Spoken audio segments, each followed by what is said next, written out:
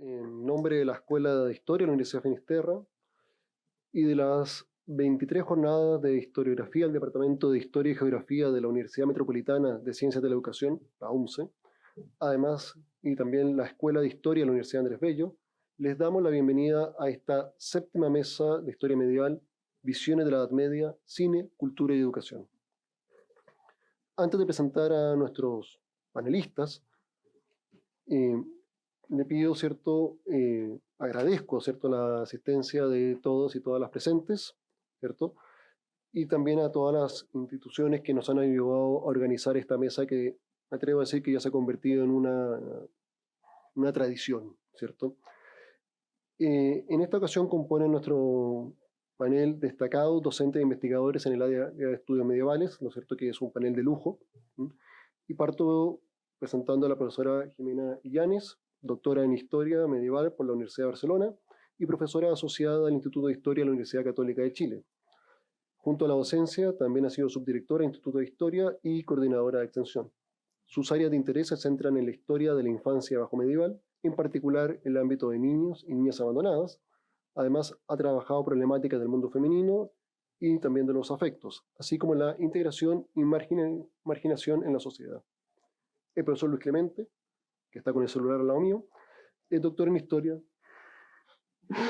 por la Universidad de Extremadura. Estoy resolviendo la presentación, porque hubo un problemilla con la presentación. Ah, bueno. Eso nomás, pero ya me lo van a enviar. Ok. Bueno, profesor Luis Clemente, doctor en Historia por la Universidad de Extremadura, España, y actualmente es docente de la Facultad de Filosofía y Humanidades en la Universidad de Chile. Su línea de investigación se ha centrado en la historia rural europea, donde aborda las transmisiones de los modelos sociales y políticos de la sociedad no entrelazadas a través de temas como poblamiento, paisaje agrario y las relaciones económicas. Entre sus intereses actuales se encuentra además la relación entre América y Europa durante la Edad Moderna, así como la didáctica de las ciencias sociales. El profesor Eduardo Muñoz, ¿cierto?, es doctor y magíster en Historia por la Pontificia Universidad Católica de Valparaíso, profesor y licenciado en Historia y Ciencias Sociales de la Universidad Arcis, y actualmente es el director de licenciatura en Historia de la Universidad Andrés Bello. Sus áreas de investigación se enmarcan en la historia social de Europa medieval, con especial atención en el espacio hispano entre los siglos XIII y XV, y sus publicaciones analizan el devenir histórico de la mujer, la prostitución, la delincuencia y los sistemas de control social en el mundo medieval. También nos acompaña Ítalo Fuentes, quien es magíster en Historia por la Universidad de Chile, miembro fundador del grupo de música y teatro medial Calenda Maya, y también miembro de la Sociedad Chilena de Estudios Medievales, a la cual también pertenecen varios de nuestros panelistas. Sus áreas de investigación y publicaciones versan sobre la sociedad, la cultura y el arte en el mundo medieval. El profesor Fuentes es docente en Historia Medieval y Moderna en la Universidad de Chile, Metropolitana y también Finisterra. Finalmente, un panelista que viene un poco tarde, pidió las excusas del caso, ¿cierto?, el profesor Rómulo Hidalgo, que es licenciado en Literatura y Lengua Hispánica y profesor en Castellano por la Pontificia Universidad Católica del Paraíso, magíster en Literatura Comparada por la Universidad Adolfo Ibáñez y máster en Identidad Europea Medieval por la Universidad de Lleida, España. Su línea de investigación se centra en la literatura medieval y la lírica trovadoresca. Justo estaba hablando de esto. Buenas tardes. ¿Cómo estamos?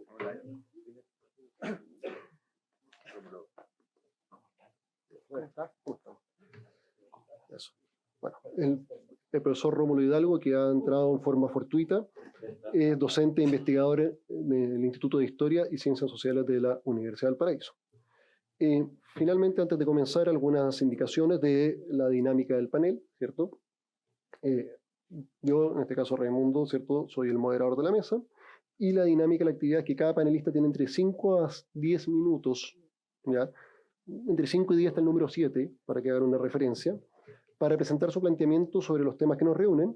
En esto lamento de ser muy estricto con el tiempo, porque la idea es que las pequeñas presentaciones den paso a lo más importante, que es el debate. La dinámica de esta mesa es que una vez que cada uno de los expositores haya presentado, todos y todas, el público presente puede participar también de la discusión, haciendo sus preguntas, sus aportes, sus comentarios, sus discusiones. Mientras se mantenga el respeto mínimo, digamos, no hay ningún problema. Y siempre en esta dinámica, donde insisto, lo más importante es el diálogo, porque la universidad es finalmente eso, es el compartir, el dialogar, ¿cierto? siempre yo tengo la costumbre como moderador y trato de intervenir lo menos posible, pero haciendo una pequeña provocación. Llevo 14 años haciendo este ejercicio en docencia. El primer día de clase de historia medieval le pido a los estudiantes, a los y las estudiantes, que se tomen 2 minutos, 1 minuto nomás, cierren los ojos y piensen en la Edad Media, pero piensen en un olor, en un color, en una época del año, en un lugar o un personaje. Hace 14 años que escucho la misma respuesta. Olor a barro, a estiércol, invierno, humedad, bosque, caballero y castillo. Pero sobre todo, mal olor. Básicamente una edad media de 1000 años de especie de baño de estadio. Una cosa así, una cloaca de larga duración. Y después viene el semestre donde trato de restituir esa imagen, ¿cierto? Pero lo interesante es que la Revolución Historiográfica Francesa redescubrió la Edad Media hace ya 80 años aproximadamente, y sigue habiendo un imaginario muy marcado quizás por el cine, muy marcado quizás por el movimiento romanticismo del siglo XIX, ¿cierto? Y sobre eso es lo que vamos a hablar ahora. Para comenzar voy a ofrecerle el siguiente orden de exposición, ¿cierto? Primero el profesor Muñoz, luego la profesora Illanes, luego el profesor Ítalo Fuentes, luego el profesor Luis Clemente y finalmente, pero no menos importante, el profesor Hidalgo. Así que, don Eduardo, le doy la palabra. Agradezco la presentación y la bienvenida y la acogida del programa de Historia de la Universidad Finisterrae. Agradezco también la invitación de mi querido amigo, ¿ya? El profesor Meneghelo. Este año yo le comentaba que no va a poder decir que las personas que están exponiendo, la mayoría han sido sus profesores, sino que este año más o menos estamos todos en la misma generación y de hecho yo soy el más pequeño de todos, así que yo aquí tengo maestros, ¿ya? El más joven. El más joven, sí. Pequeño también, ¿ya? En tema de tamaño también no hay un problema con respecto a eso. Pero profesor, ¿usted ya era doctor? Ah, tiene razón, pues maestro. Sí. Ya. Está sancionando. Bueno, partamos con lo que venimos en realidad. Bueno, yo quisiera hoy día compartir con ustedes algunas líneas interpretativas solamente. No pretendo realizar un análisis, por así decirlo, sistematizado de las obras que pretendo establecer como modelos de revisión. En mi caso, los modelos o las obras que voy a utilizar va a ser fundamentalmente la obra de Víctor Hugo, ¿ya?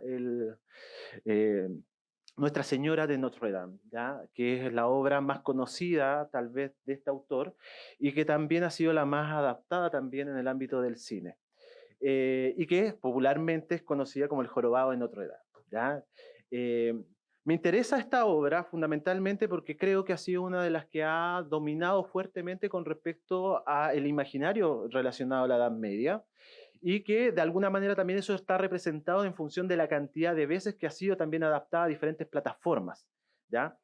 Si nosotros hacemos un breve repaso en el ámbito del cine, nosotros vemos que efectivamente el Jorobado de Notre Dame ha sido reproducida desde 1905 en una primera versión en francés, o francesa mejor dicho, porque es una versión muda, y a partir de eso comienza a abrirse una serie de adaptaciones que van desde 1925, una segunda versión, hasta 1952, 1996 y 1997 en términos muy generales. Estoy saltándome varias versiones un poquito más locales, pero tal vez sean esas las más relevantes. Si ustedes ven en esa imagen, fundamentalmente la que está en blanco y negro corresponde a la de 1905, esta versión francesa, que es muda, pero si ustedes se dan cuenta, la que más ha tratado de darle sustento gráfico a esta es la de 1956, ¿ya? Que es la que está justamente en el lado superior y que se encuentra ahí Anthony Quinn, ¿ya? Interpretando efectivamente al Jorobado de Notre Dame. Y por otra parte, obviamente no podíamos dejar de citar la versión de Disney, que posiblemente sea la que, por lo menos en mi generación, era importante verla, revisarla, y que tal vez también se nos produce allí un primer acercamiento a un imaginario relacionado al mundo medieval. Ahora bien, obviamente, tanto la obra de Víctor Hugo como también, y por eso también tomo como ejemplo la de 1956, porque los comentaristas del cine han dicho que ha sido la mejor versión o la más asertiva en función de la obra de Víctor Hugo.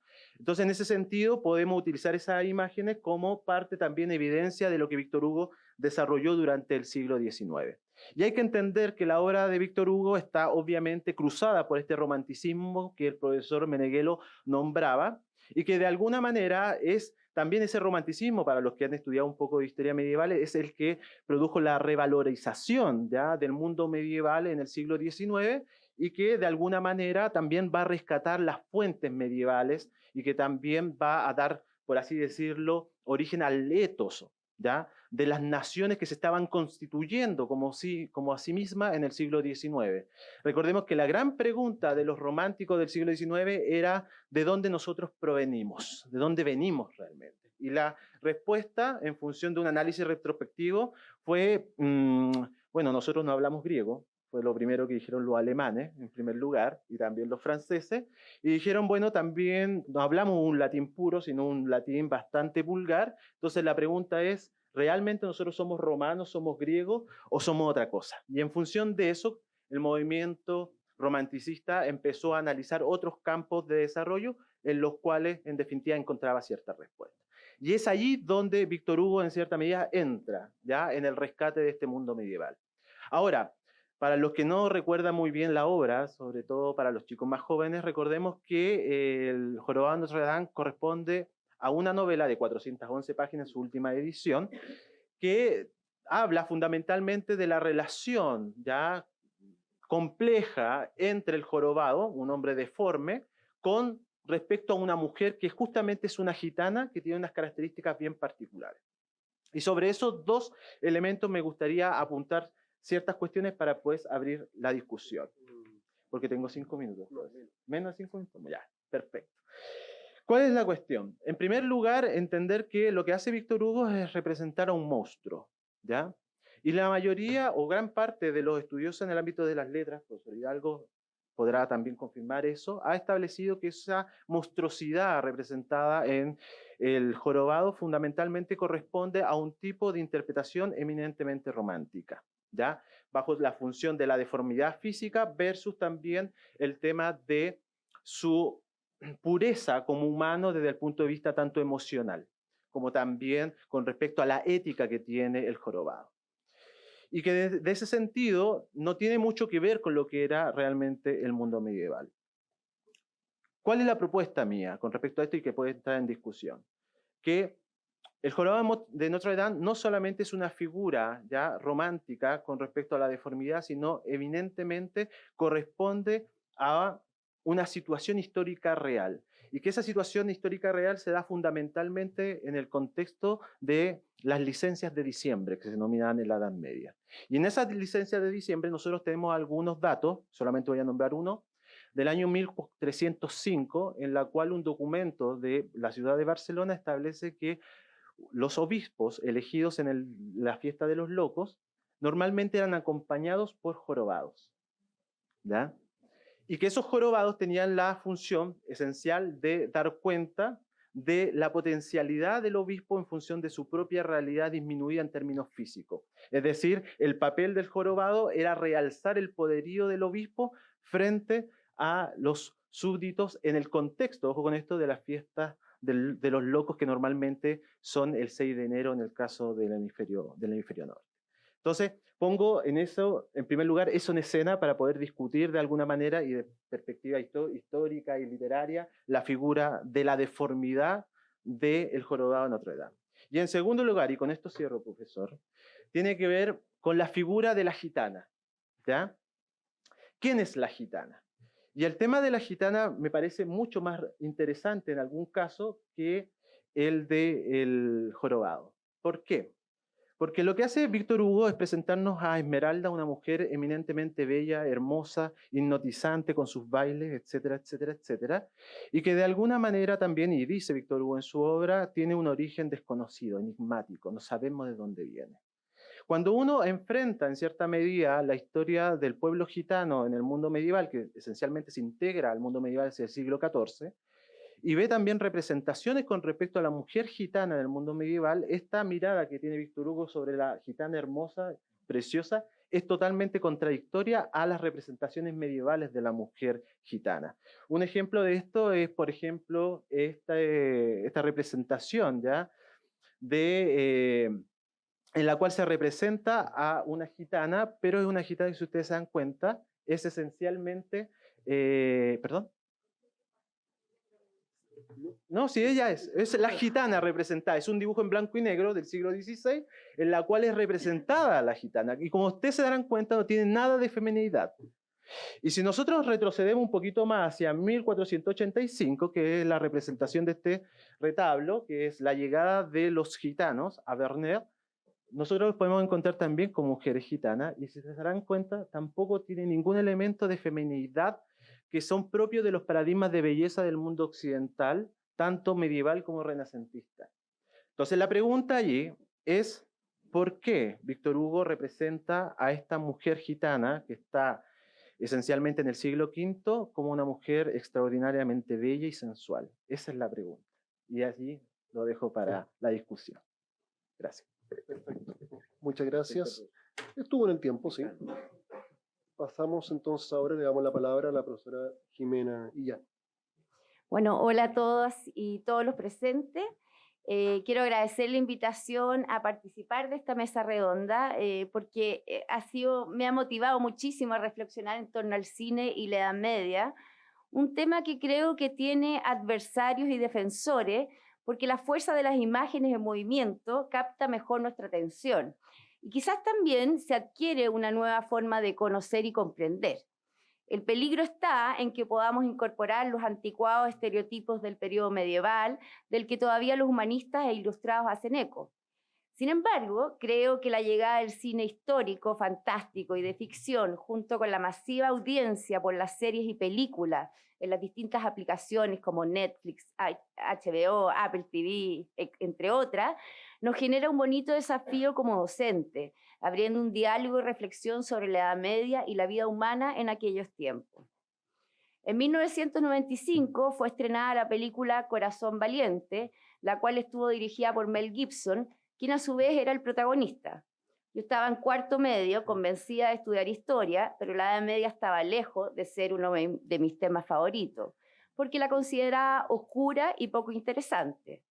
Al igual que millones de personas en el mundo, vi la película en el cine y no podía despegar los ojos de la pantalla. William Wallace se convertía en un héroe escocés del siglo XIII que con valentía, honor y fidelidad resistía la invasión inglesa del malvado rey Eduardo I. Las imágenes estaban invadidas de pasión, amor, libertad y lucha. De vuelta a mi casa, busqué incansablemente quién era William Wallace, cuál era el conflicto entre Inglaterra y Escocia y sobre todo qué significó vivir en aquella época. La película fue ganadora de 5 premios Oscar, incluyendo el de Mejor Película. William Wallace conquistó mi corazón para siempre y en parte soy medievalista gracias a él. Hace algunos días, a propósito de participar en esta mesa redonda, volví a ver Corazón Valiente. Esto me ha hecho pensar en varias cosas que me gustaría discutir aquí.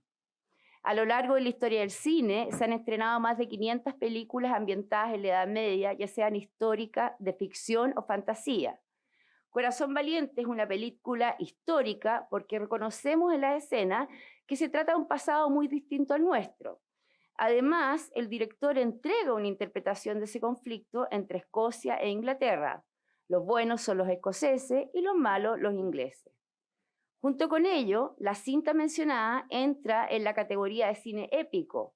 Barrio describe algunas características mencionando que se trata de, abro comillas, superproducciones épicas en todos los aspectos, colosalismo, nueva estructura narrativa, monumentalidad de los escenarios, efectos especiales espectaculares, escenas con miles de extras, En esta película, la aventura y la acción, con largas secuencias rodadas en exteriores, son la parte fundamental de la narración, acompañada en segundo plano por el imprescindible romance entre los personajes protagonistas de la trama, con secuencias rodadas en interiores, más breves y concisas que las batallas o combates, esencia del film épico. Cierro comillas.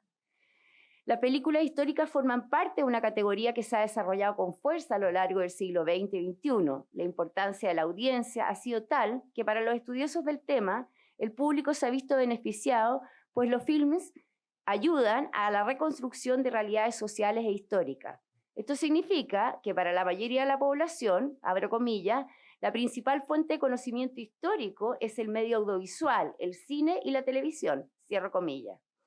En los últimos años, varias películas y series históricas y fantásticas que aluden a lo medieval han tenido un éxito a nivel mundial. Es probable que el interés de la audiencia se deba al desconocimiento de un periodo considerado una invención occidental. Los productores, directores y guionistas argumentan que la fascinación por lo medieval se debe a esa imagen estereotipada y oscura del periodo a causa de los registros conservados desde fines del siglo XVIII y a lo largo de todo el XIX. Un pasado retratado como tenebroso, oscuro y supersticioso. A su vez, la literatura gótica y romántica han impregnado de imágenes al cine moderno. La mayoría del cine medieval corresponde a superproducciones norteamericanas que han tenido un impacto internacional en donde la importancia del espectáculo ha puesto a la imaginación sobre la erudición, la fantasía sobre la realidad. Corazón Valiente forma parte de las superproducciones norteamericanas que aproximan la Edad Media al espectador, generando una sensación de realismo. La historia de amor entre William Wallace y Murran rota tristemente por los acontecimientos y la brutalidad de los ingleses. Permite que a partir de allí el protagonista se convierta para la audiencia en un valiente héroe escocés. Sin embargo, hoy reconozco que Corazón Valiente, al igual que otras muchas películas y series, deforma la realidad, ya sea por las inquietudes contemporáneas de los mismos directores y guionistas o por la intencionalidad del film que va más allá de los detalles históricos. En ese sentido, parece que existe una distancia entre, abro comillas, la historia proyectada en pantalla y la historia académica, cierro comillas. Aunque hay producciones que, además de incorporar la ficción, algo esencial en la apuesta cinematográfica, contienen una detenida caracterización del periodo medieval. ¿Cuál es el desafío como docente? Creo que la clave está en abrir un diálogo con formatos que nos sacan del gueto académico y nos hacen pensar en las múltiples posibilidades de acercarse a un pasado. El cine medieval aventaja a las y los medievalistas porque capta la atención en segundos. Debemos aprovechar esta oportunidad para fomentar un aprendizaje innovador y creativo en torno a las escenas cinematográficas y la vida de hombres y mujeres de la Edad Media.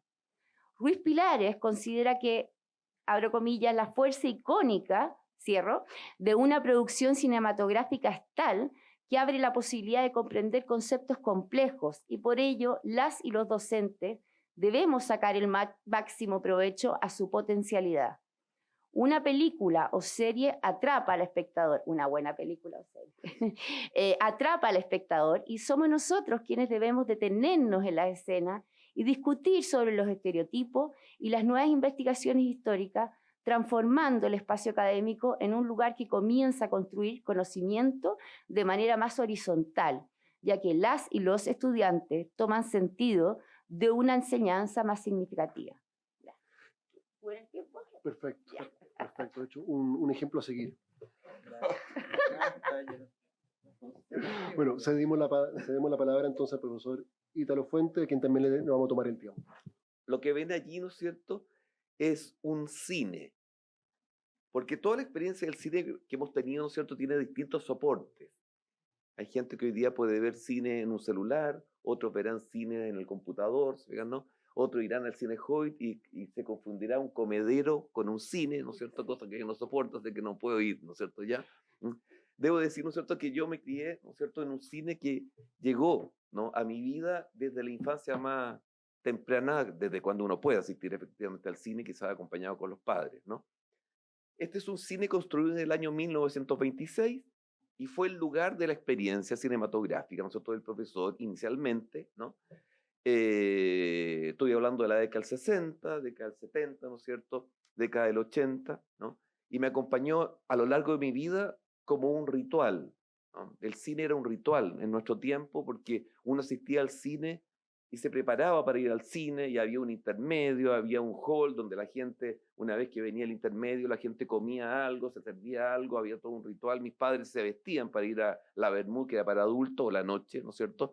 La función de noche. Yo iba normalmente con mi hermana a la matiné y teníamos como cómplice el señor que vendía entradas y al mismo tiempo cortaba las entradas, que lo vimos hace poco, está muy viejito, ¿no? Y era cómplice nuestro porque yo normalmente con mi hermana entrábamos a ver a veces películas de terror para mayores, no voy a decir películas porno, ¿no? Películas de terror, era la prohibición, ¿no? Y en esa dimensión entrábamos, ¿no es cierto?, para efectivamente gozar de un cine impactante. Cuando digo de terror era porque era para mayor de 14 años y nosotros teníamos 8, 9 años, ¿no? Las entradas eran relativamente baratas, ¿no? Es un cine que hoy día es monumento nacional en una ciudad llamada Vía Alemana, el cine Pompeya, construido por un inmigrante italiano, llegado acá, ¿no es cierto?, ya a cierta edad madura, ¿no? Domenico Composto, ¿no? Edificado en el año 1926, cuando Villa Alemana seguramente se parecía mucho a una aldea medieval. Uno dice, ¿quién tuvo las patas para construir un cine de este tamaño en una pequeña ciudad, ¿no es cierto?, de inmigrantes en general, la Villa Alemana, ¿no? Vinculado a lo que él va a llamar el templo de la cultura. Hace un discurso bellísimo donde habla del templo de la cultura, ¿no es cierto?, y en donde toda la gente debería asistir al cine o al espacio del teatro. Este es un cine y teatro, ¿no? Está reconstruido porque los terremotos lo dañaron en algún momento, pero ahí está. Este es un lugar, ¿no es cierto?, el cine como lugar de evocación. ¿Por qué digo esto? Porque el viejo cine significaba o tenía la magia, uno diría, ¿no es cierto?, de entrar a una sala oscura donde uno podía encontrar parte de su inconsciente allí en el cine. Era una experiencia silenciosa, solamente hacer sonar un papel celofán de un cri-cri ya era un pecado, así que era un ritual serio, realmente la gente se lo tomaba en serio, ¿no? El que llegaba atrasado normalmente se sentaba atrás, ¿no? Alguien que lo acompañaba con linterna, ¿no? Ahí yo vi las películas más extraordinarias, desde Far West, ¿no es cierto?, o películas vinculadas a latinoamericanas, muchas, ¿no? Pero también alcancé a ver películas medievales cuando yo no soñaba que iba a ser profesor de historia medieval en algún momento, ¿no? Pero ¿por qué digo esto? Porque el cine se discute mucho, ¿no es cierto?, la función que puede tener, a propósito del título de este foro, cine, educación, cultura, o cultura, educación, ¿no? La pregunta más importante, ¿no es cierto?, es la función de una película para lo que uno llamaría, ¿no es cierto?, el despertar de una cierta conciencia, una memoria histórica. Estamos aquí, ¿no es cierto?, para hablar de cine medieval porque tenemos que ver también con la dimensión histórica o el rigor historiográfico de una película, ¿no? Y en esa perspectiva hay una gran discusión entre un gran director que lo vi en el cine Pompeya, ¿no es cierto?, que yo adoro como personaje humano, en fin, ¿no es cierto?, los asesinaron al final, ¿no es cierto?, así termina sus días, el gran Pier Paolo Pasolini, y la trilogía de Pier Paolo Pasolini, que efectivamente era un poco mayor a los 7, 8 años, ¿no? Bueno, la conocerán, El de Camerón, Los cuentos de Canterbury, ¿no es cierto?, y Las mil y una noches, ¿no? Me abrió una perspectiva notable que luego, en un libro que escribió Pasolini, discute, y voy a colocar ese tema para el retorno, ¿no? ¿Cine poesía o cine prosa? Es la pregunta. Y eso me hago la pregunta para el campo de la película medieval como alimento o como estímulo para el considerar la posibilidad de que ello me sirva para un conocimiento y una conciencia histórica. Es un libro en donde escriben dos directores, la parte de cine poesía está escrita desde Pasolini y la parte de cine prosa por otro inmenso director que no hace películas medievales, más bien películas actuales, ¿no es cierto? Actual digo, del siglo XX, que es Eric Rohmer, ¿no? Y la discusión es si efectivamente el cine debe seguir, ¿no es cierto?, una trama narrativa de relato, ¿no es cierto?, o el cine debe entrar a una perspectiva de los estímulos visuales. Lo mismo que decía Jimena, ¿no es cierto? Aprender en el cine a visualizar colores, sensaciones, dimensiones vinculadas con el simbolismo, las alegorías, ¿no?, los rituales. Bueno, para mí, ¿no es cierto?, dentro de mis directores favoritos está Pier Paolo Pasolini, que efectivamente apunta a esa dimensión del cine poético, ¿no? No me muestra la realidad histórica literalmente, me la muestra a través de los signos más importantes. Cierro con esto para instalar esta piedra.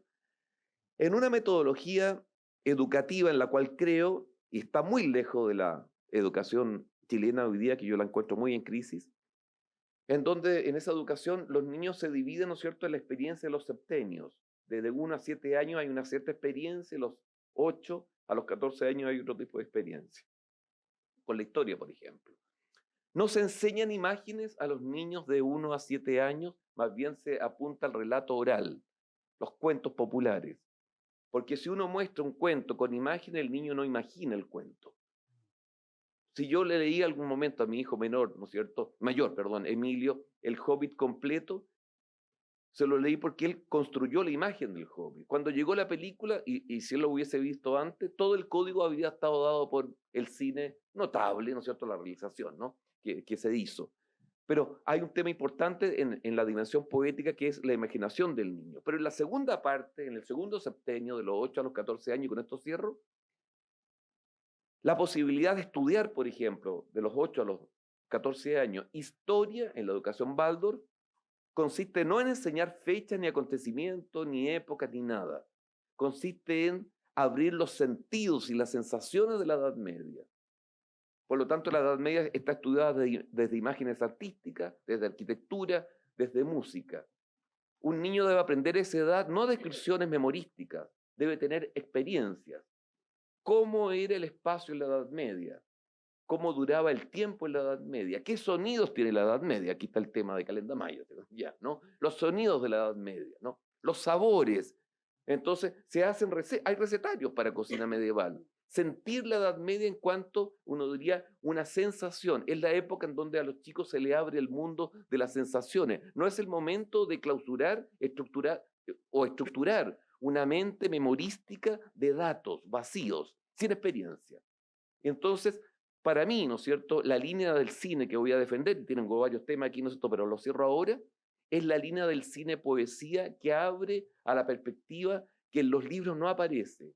El simbolismo, la alegoría, las sensaciones. Pasolini es rico en eso, ¿no? Quedo hasta aquí. Muchas gracias, Ítalo. Gratamente sorprendido. Por el tiempo. Honestamente. O sea, espectacular.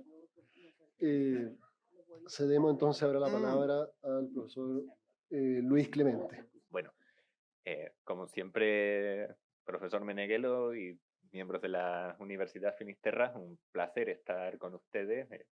Hemos organizado algunas actividades en años anteriores en esta misma casa de estudio. Siempre es un gusto volver a ella, siempre es un gusto encontrarse con tantos estudiantes interesados en la Edad Media. Y para el tema de este año, pues alguna vez lo hemos dedicado a las crisis en la Edad Media. Hemos estado también en la fiesta medieval que se ha organizado en los años anteriores. Este año tocaba hablar de cine e historia. Así que vamos a hablar de cine e historia a partir de una película rusa de 1938 que se titula Alejandro Nevsky. Bien, Alejandro Nevsky es una película del director Sergei Eisenstein. Sergei Eisenstein es un director que se caracterizó precisamente por filmografía de tipo histórico. Es el director del acorazado Potemkin, de una que nunca finalizó que se titulaba Viva México, de Iván el Terrible en sus 3 ediciones. Y se caracteriza también Sergei Eisenstein por, no digo ser un historiador, sino saber utilizar la historia. Nosotros vamos a plantearnos que la historia tiene funciones, es decir, si estamos estudiando esta licenciatura, si alguien nos va a contratar en un futuro, si la historia tiene alguna salida profesional es porque efectivamente tiene alguna utilidad. Nuestras sociedades identifican que la historia sirve para algo, aunque se nos repita lo contrario en muchas ocasiones. Y entre esas funciones tenemos precisamente la de generar identidades, es una de las principales, también crear argumentos y, por supuesto, interpretar el presente. Y esas tres funciones sociales de la historia son las que, desde mi punto de vista, se reflejan muy bien en la obra cinematográfica de Sergei Eisenstein. Y en concreto, creo que es especialmente relevante, especialmente buena para esa didáctica de la historia, la película de la que vamos a conversar en estos minutos, porque el tema elegido, Alejandro Nevsky, es un tema recurrente en la historiografía rusa. Es decir, Alejandro Nevsky se lleva invocando prácticamente desde el siglo XVI. Durante la invasión de la Unión Soviética por parte de la Alemania nazi, se invoca en un famoso discurso de Stalin intentando levantar la moral del pueblo soviético. En aquel momento, entre los héroes que se citan, bueno, pues aparecen generales rusos de las guerras napoleónicas y aparece también precisamente personajes medievales, entre ellos Alejandro Nevsky. Es decir, estamos hablando de uno de los héroes de la mitología, bueno, de la conciencia histórica rusa, un personaje que se ha utilizado continuamente para presentar lo que debe ser el pueblo ruso, es decir, un pueblo que resiste, un pueblo que no se deja invadir, un pueblo que sabe defenderse, un pueblo que sabe sobre todo sobreponerse a las adversidades.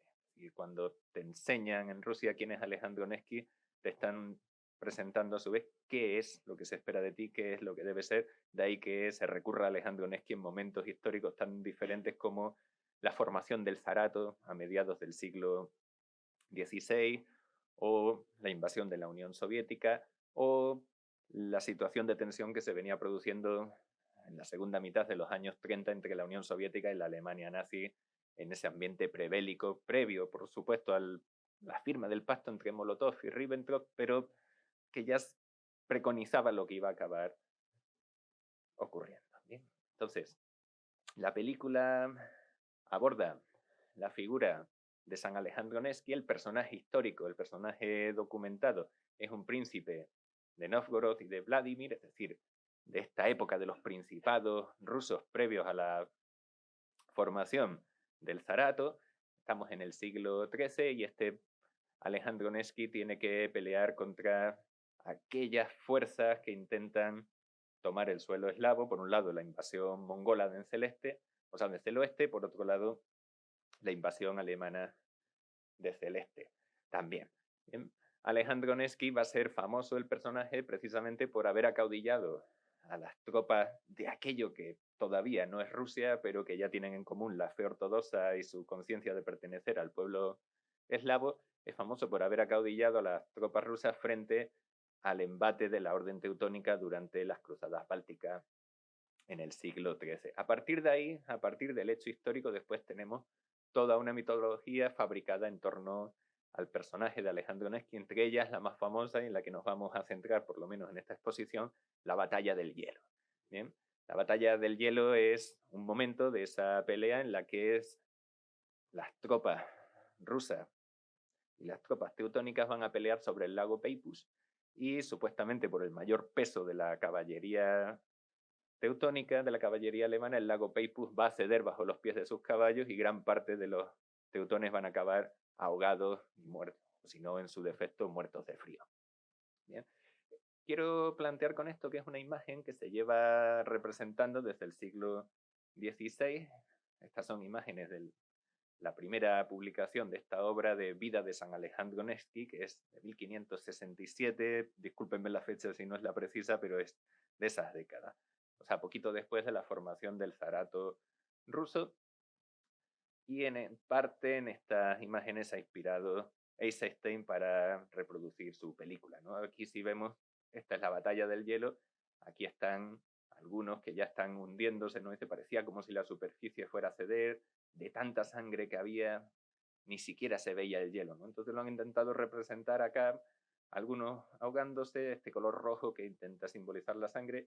Y aquí es la segunda parte de esa representación donde ya no habían podido escapar, fueron derribados sobre el hielo cayeron una multitud de alemanes y de chuks. Los chuks son, bueno, pueblos que viven en Finlandia. Y dice, algunos se ahogaron en el agua. ¿Bien? Claro, o sea, que no se ahogó por el peso del equipo militar que llevaba, se ahogó de frío, o sea, murió de frío, suponemos. Bueno, algunas de esas imágenes son las que también van a aparecer en la película de Eisenstein, precisamente.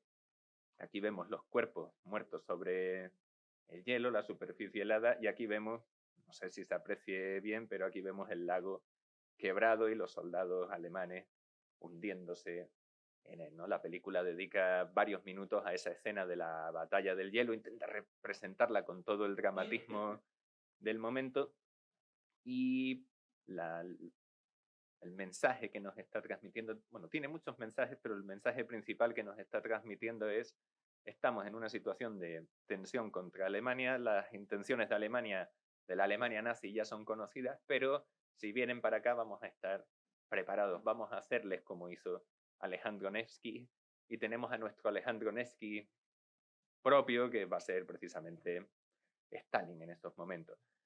Esta es otra escena de la película, que es Alejandro Nevsky al final de la misma arengando precisamente a los rusos que participaron y diciéndole a los alemanes también lo que le va a pasar, ¿no? Le dice a los rusos: recordad la batalla, recordad esta batalla, contásela a vuestros hijos, y si la olvidáis seréis traidores, seréis poco menos que Judas, ¿eh?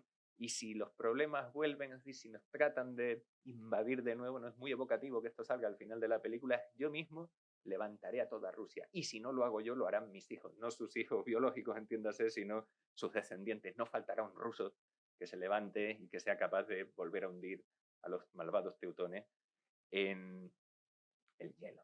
Entonces, bueno, esto es lo que trata de transmitirnos la película, y agradezco también que se hayan establecido algunos precedentes en las intervenciones previas, como precisamente la del profesor Muñoz sobre las representaciones, la alocución también de la profesora Illanes sobre la importancia del cine como medio de comunicación. Es decir, es el cine el que llega, no es la historiografía, el cine, la televisión, la radio, llega mucho más.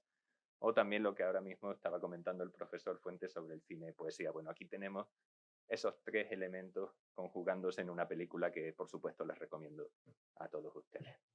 Hasta aquí la presentación. Muchas gracias. Muchas gracias. Justo. Imposible.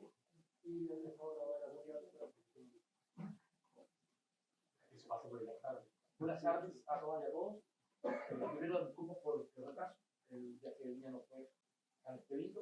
Luego, agradecer la invitación a la Universidad de Cristiana y a Raimundo en particular y a todos los que organizan este encuentro. Y luego, loas a mis compañeros que sí han dejado la vara muy alta, pero también una serie de insinuaciones, ¿no?, que espero responder o aportar y luego establecer un diálogo. Yo vengo desde la literatura, entonces hay un matiz indudablemente en lo que yo voy a exponer brevemente. Voy a establecer entonces algunos lineamientos generales y espero después en el debate poder profundizar algunas de estas ideas. Quiero partir por las fuentes, ¿no? Una cosa es lo que son las fuentes, que es lo que es la literatura, las literaturas medievales, la épica, la chanson de Geste, el román, la lírica trovadoresca, todos esos géneros que curiosamente o no tan curiosamente no tienen las mismas taxonomías que las nuestras, ¿no? Donde prima la oralidad. Y otra cosa es esas fuentes para las comunidades que están entre esos textos y nosotros. Y ahí hay una serie de variaciones, ¿no? Uno es lo que producen o componen esas obras, los que crean esas obras o las comunidades que se proyectan en esos textos literarios. Luego están todas las mediaciones que ustedes pueden establecer entre esos momentos y nosotros. Y también ese hipotético nosotros, moderno, habría que pensar también qué capacidad tenemos de comprender y de empatizar también con esas fuentes, ¿no? Uno piensa que todo el mundo va a entender todo lo que mira y todo lo que lee, y yo tengo mis dudas hoy en día, sobre todo lo que decía el profesor Fuentes con el tema de la educación, ¿no? Y también habría que entender otra cosa, lo que nosotros queremos que esas fuentes sean. No deja de haber cierta manipulación también. Y no estoy pensando desde la conspiración, estoy pensando que también a veces es bueno una cierta manipulación en términos de parcelar, ¿no?, algunas fuentes, no ir en todo el proceso, sino una parte más particular. Eso como un inicio con la fuente. Luego, desde la literatura, no quiero dejar de pensar que la literatura es siempre ficción, ¿no? Mario Vargas Llosa dice, lo señala, la literatura nos permite vivir las vidas que no podemos vivir. No, es imposible que vivamos todos los sueños, ¿no? Todos los anhelos. La literatura o las literaturas medievales nos dan las posibilidades muchas veces de establecer esa vinculación con esa utopía. Es un discurso, ¿no? Es obvio, pero a veces lo olvidamos. La Edad Media está presente hoy, pero me pregunto, como se han preguntado mis compañeros, ¿qué Edad Media, no? Hay una cierta, como dice el profesor Sabaté, hay una memoria de la Edad Media, ¿no? Y esa memoria de la Edad Media se ha dado a través de todos los tiempos, ¿no? Desde el Renacimiento hasta nosotros. El romanticismo, que ya ha sido aludido aquí más de alguna vez, nos genera una forma de mirar particular, un género, como es la novela histórica, que da fruto luego a varias películas, ¿no? Durante el siglo XX. Hay un hecho notable, sin lugar a dudas. Hoy conocemos, y esto también creo que hay que destacar, conocemos más de la Edad Media que muchas otras épocas pretéritas. Yo miraba ayer mi biblioteca y decía, pero aquí tengo toda la literatura artúrica. La puedo leer, ¿no? En otros momentos de la historia no era tan fácil reunir esos saberes. Creo que eso nos da un plus para poder construir o reconstruir ciertas imágenes del pasado. La relación con literatura y el cine, entonces, y el arte, yo sumaría también el arte, y por qué no la ópera, la música, que Ítalo también ha hecho alusión, es fundamental durante el siglo XX. El cine es el gran arte del siglo XX, ¿no? Se masifica. Y antes lo había hecho la pintura, y antes lo ha hecho la novela. Pienso en Waterhouse, por ejemplo, Lady of Shalott, ¿no? El I'm a Half Sick of Shadows, ¿no? Las pinturas que hace sobre el mundo artúrico. Y luego en el siglo XX pienso en la novela, pienso en los autores tan importantes que además, no tan curiosamente, son profesores de literatura. J.R.R. Tolkien, por ejemplo, que ya en los años 20 publicaba El Hobbit, ¿no? Y luego en los años 50, Lord of the Rings. C.S. Lewis, ¿no? Las Crónicas de Narnia, que publica el año 50 El León, la Bruja y el Armario, y luego el 56 La Última Batalla. Ahí tenemos textos que evocan con conocimiento notable del mundo medieval, de los autores, ¿no? Pero que también sugieren un elemento que quiere mediar en su propia comunidad. De repente es más importante hacer ese trabajo como lo estábamos hablando hace poco tiempo. Hay una serie de películas que han dicho varias. Yo no vi como el profesor Fuentes Pasolini tan chico, ¿no? Para mí fue Excalibur, por ejemplo, de John Boorman, la película que marcó en buena medida ciertos imaginarios. Tremenda película, muy criticada en su época además, muy criticada en su época, pero que luego hoy en día nadie podría negarle la categoría de clásico. Pienso que el gran fenómeno, y esto todo el mundo lo debe recordar, es El nombre de la rosa, justamente de Umberto Eco, que es un plagio además de Umberto Eco. La novela no es de Umberto Eco, originalmente es de un griego, y que luego Jean-Jacques Annou hace una estupenda versión, que no tiene por qué ser la novela y no tiene por qué ser la historia. Pienso en un caso más reciente, no sé si han visto en Netflix, La excavación, que habla justamente de todo lo que es el gran hallazgo del tesoro anglosajón, de Basil Brown, ¿no? Este arqueólogo aficionado. Notable película, ¿no? Preciosa película, ¿no? Que no tiene tampoco por qué ser la historia, pero por Dios que nos acerca a todo lo que significa ese mundo. Pienso también en el término de la literatura, cuando nos acercamos a las fuentes que quisiéramos en un hipotético caso filmar, cómo hay una traducción también que deberíamos pensar. Por ejemplo, un director, ¿qué fuente lee, no? ¿Qué traducción leyó? Pienso el caso de Seamus Heaney, ¿no? El gran poeta irlandés, que se afanó tanto en traducir Beowulf, por ejemplo.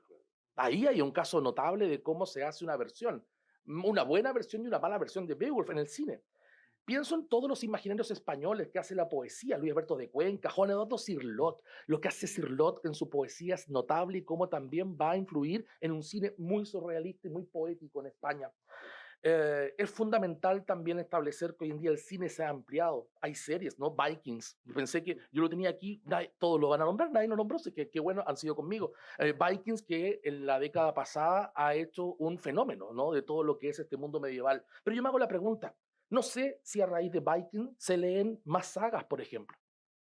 Vikings está basada en la saga de Ragnar Calzas Peludas, que hay una traducción en miraguano, y yo creo que el impacto desde lo literario no ha sido el que uno podría esperar.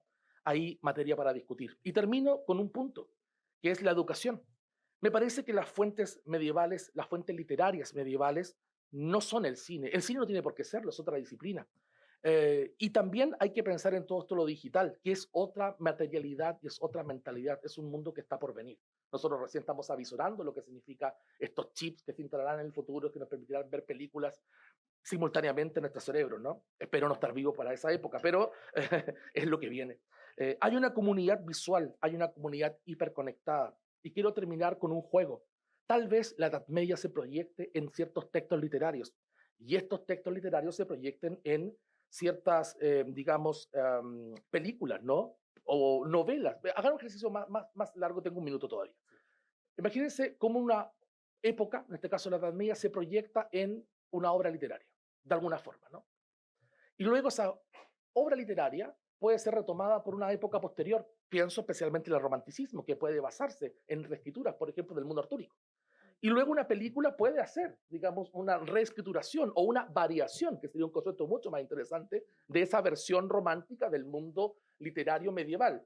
Pero y eso es notable porque esa película puede dar paso a otro elemento, a juegos de video, a juguetes y a un sinfín de elementos que son de consumo. Y tal vez el sucedáneo es finalmente con lo que nos quedamos, ¿no? Mira, gracias. Perfecto, muchas gracias. De verdad, estoy emocionado por el respeto al tiempo. Colocar esto acá. Agradezco, ¿verdad?, a todas y todos, ¿cierto?, los panelistas, precisamente por prestarse a este diálogo. Y antes de abrir los fuegos del debate, un poco parte también de rol aquí de moderar, pero tomando de todo lo que he escuchado, creo que hay un concepto que se puede ya empezar a perfilar acá, que es el concepto del héroe, ¿cierto? Porque el cine, finalmente, el cine épico, el cine heroico, el cantar de gesta, Einstein, evidentemente, el antihéroe que podría ser Quasimodo, ¿cierto? Y el héroe es parte de una narración histórica eterna, o sea, del principio está esa figura. Ahí, inevitablemente, ya pensaba yo en Homero, también, en ese modelo a seguir, en esa paideia. Quizás la paideia nuestra actualmente se transmite por el cine. Quizás es el medio de comunicación, el audiovisual, quizás el más fuerte, porque la figura del héroe sigue siendo pilar en cualquier sistema educativo, el modelo a seguir. Rescato quizás esa idea y abro primero los fuegos, primero ofreciendo la palabra a los y las presentes, si quieren hacer alguna pregunta, alguna observación a los profesores, alguna idea como implementar, o bien nos dejan a nosotros dando nuestra respectiva lata. Por favor.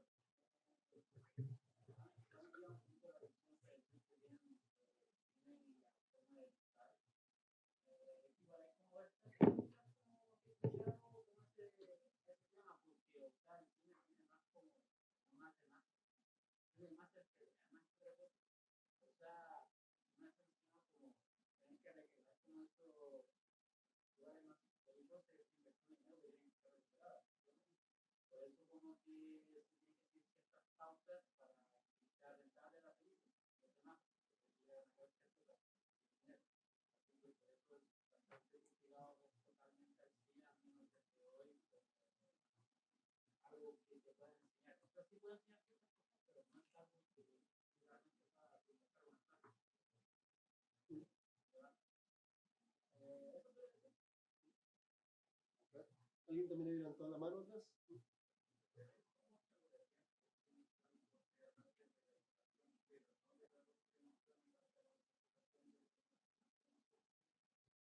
¿No se escucha? ¿No se escucha? Pero la pregunta fue cómo el cine podría ser, en el fondo, educación y no manipulación, ¿cierto? Finalmente, claro, no adoctrinamiento. Estoy pensando en Einstein, ¿cierto? No sé quién quiere responder a esa pregunta y también al comentario en cuanto a la rentabilidad del discurso. ¿Alguien quiere tomar el testigo? Sí, por supuesto. ya. Lentamente. Bueno, con respecto a las preguntas, yo creo que uno debería, la primera pregunta es ¿por qué la Edad Media ha sido tan importante para el cine? Yo creo que esa es una cuestión que es crucial. Y en definitiva yo creo que eso está relacionado a dos elementos. En primer lugar, un paradigma del mundo medieval que tiene una larga historia y que ha sido entendida como el espacio de los mitos y de las irracionalidades. Y por otra parte, también una crisis del hombre moderno en función de su supuesto extremo racionalismo y materialismo que no le permite construir nuevos relatos míticos. Y aparentemente pareciese que la Edad Media es aquel espacio en el cual podemos identificar ese elemento que hemos perdido como sujetos modernos, que tiene que ver con la valorización de de lo oculto, de lo mítico, de lo heroico, incluso de lo erótico. ¿Ya? Y en ese sentido, la obra de Pasolini creo que es bastante interesante. Y creo que ese valor que tiene el mundo medieval y que se puede ver en esa valorización a través del cine, independientemente de la calidad de las producciones relacionadas al mundo medieval, nos permite entender en definitiva que nosotros como sujetos modernos estamos tremendamente empobrecidos en relación a esa capacidad de imaginario. Tal vez hayamos sido la primera generación en términos de humanidad en que los sueños podemos convertirlos en realidad. A diferencia del mundo medieval, cuya imaginación siempre quedaba en lo imaginativo. Y de allí lo importante de la literatura para poder alcanzar o tener ese experimento místico. Y también la religión y también todos los métodos relacionados a lo que el profesor Ítalo hablaba, que tenía que ver con los sentidos. ¿Ya? El agudizar esos sentidos, porque son el camino para poder llegar a mundos posiblemente difíciles de encontrar. El mundo moderno nos ha dado la posibilidad de construir eso, ¿ya? Por construcciones de programas digitales que nos podemos poner estos lentes digitales y visualizar la realidad aumentada, como denomina, y que de alguna manera, claro, nos permiten entrar a esa realidad, pero nos empobrecen cognitivamente finalmente. Nada nos sorprende. Somos una sociedad totalmente inmune a ser sorprendidos por algo. Y cuando observamos que parece que en el tiempo pasado hay cosas que nos podemos comprender y tenemos que meternos en esas lógicas de raciocinio de ese tiempo pasado, nos permiten de alguna manera experimentar cosas que desde nuestro punto de vista pareciesen totalmente lejanas.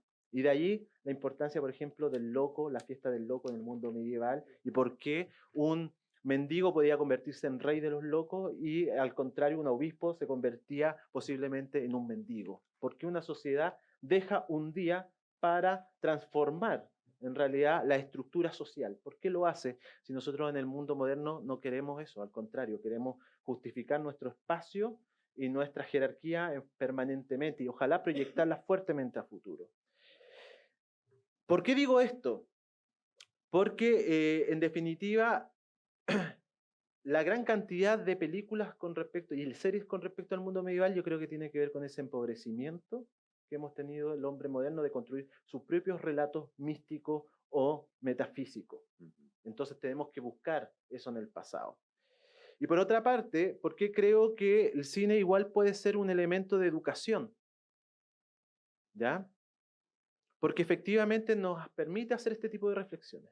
O sea, una persona que se enfrenta a ese ámbito y se pregunta, o tiene la capacidad metacognitiva, como dirán los educadores hoy en día, de decir, ¿por qué me atrae tanto ese tiempo? Dirá, me atrae porque algo está sucediendo conmigo en la actualidad. Que es ese diálogo presente-pasado permanente que normalmente los historiadores lo planteamos como lo fundamental para reflexionar y acercarnos al pasado, para encontrar los elementos que evocan la identidad del presente. Y de allí que creo que evidentemente, independientemente del contenido de la obra fílmica, es educativo igualmente desde el punto de vista del sentido que le entrega el sujeto desde el punto de vista de la reflexión. Y por otra parte, permite también entrar en elementos mucho más concretos, interesarse, por ejemplo, en el de Cameron. Yo primero vi la obra de Pasolini y después me leí los cuentos, pues. ¿Ya? Y los vi en la universidad. ¿Ya? Un profesor, Patricio Zamora, que no está presente hoy en día, él me hizo ver la película y efectivamente fue educativo desde el punto de vista que te permite entrar a un mundo que hasta ese momento está lejano. Y te permite también cuestionar de por qué en el mundo medieval, por ejemplo, y con esto cierro, el cuerpo no era un problema del erotismo Claro, como lo tenemos hoy en día. así es. Eso es. Entonces, ¿por qué el cuerpo era libre en ese sentido?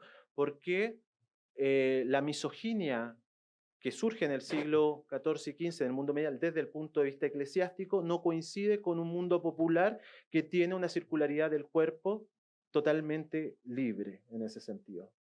Y eso es lo que te permite de alguna manera el cine, en este caso con Pasolini. Sí. No sé, Sí.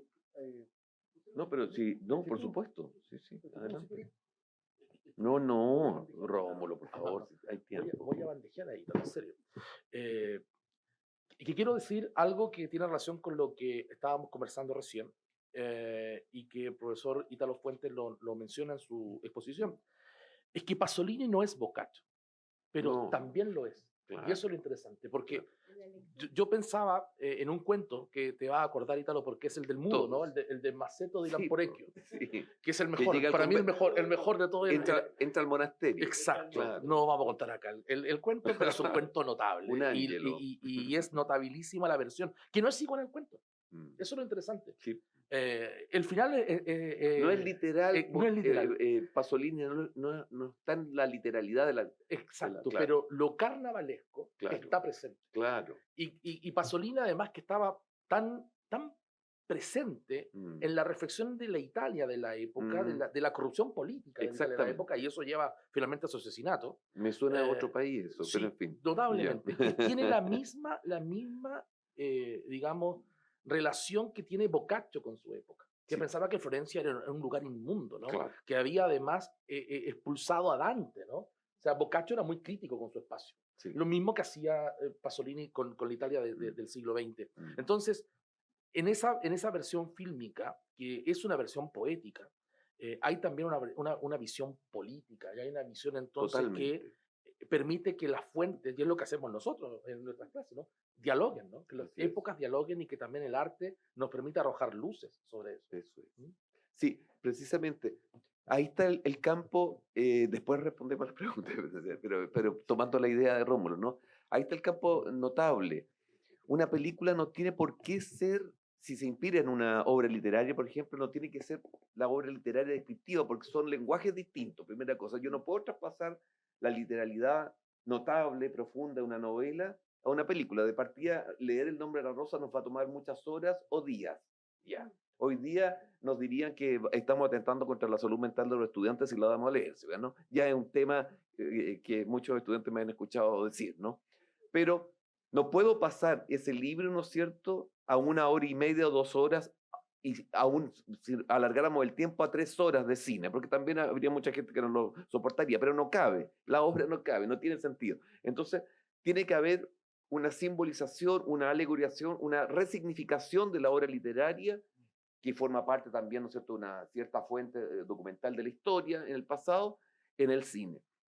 En el caso de Pasolini, hay algo clave en la reacción de él en el cine, en su escrito, en su pensamiento político, etcétera, etcétera, etcétera, en su crítica literaria, en fin, ¿no? Es un hombre muy, muy complejo.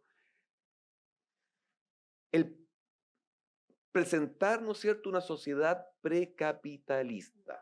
Una de las primeras críticas de Pasolini, ¿no es cierto?, es al mundo capitalista, en el cual estamos hoy día plenamente integrados en este país. Neoliberal absoluto, y la gente no sabe qué es neoliberal porque la atmósfera es neoliberal, entonces no entiendo lo que es el liberalismo porque lo respiran y se comportan como neoliberales yanquis, ¿no es cierto? Ya. Es un tema no menor, nos hemos transformado en ese colonialismo insoportable, pero además sin la conciencia de que lo somos, ¿no? Bueno, Pasolini es importante en Italia porque él estaba viviendo esa experiencia en Italia, de tal manera que en algún momento encuentra un mundo precapitalista, el mundo medieval es precapitalista. Por supuesto que hay un cierto capitalismo que se va generando, ¿no es cierto?, en la Edad Media, desde los gremios artesanales, urbanos, el mercader, ¿no es cierto?, las primeras letras de cambio, el banco, ya. Pero él trata de buscar eso que es anterior. Y de las claves importantes que están allí, ¿no es cierto?, a propósito de los conceptos que me he ocupado, es recuperar una vitalidad de una historia humana y de una cultura humana que se ha perdido en el mundo contemporáneo.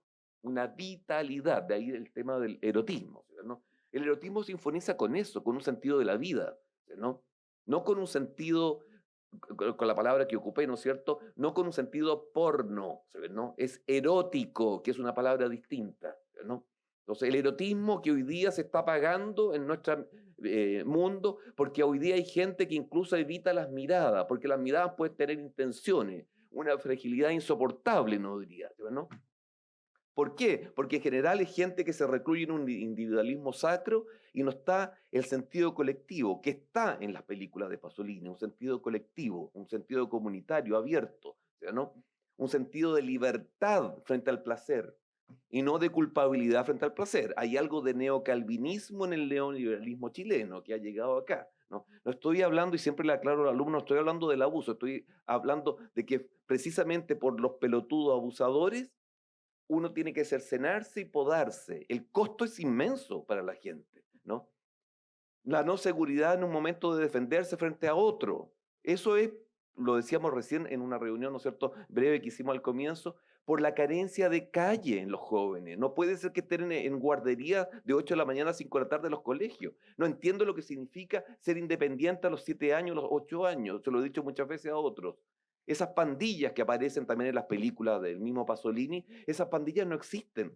Entonces hemos ido creando un mundo de gente torpe, individualista, fragilizada, donde lo único que podemos conseguir con eso es una enfermedad. Evidentemente, distinguir entre el personaje que está tratando de hacerte un daño y tú puedes defenderte, a confundir que nadie puede hacer daño, por lo tanto nadie puede hacer gestos de determinado tipo porque va a ser mal interpretado. El temor, el miedo, una sociedad del miedo.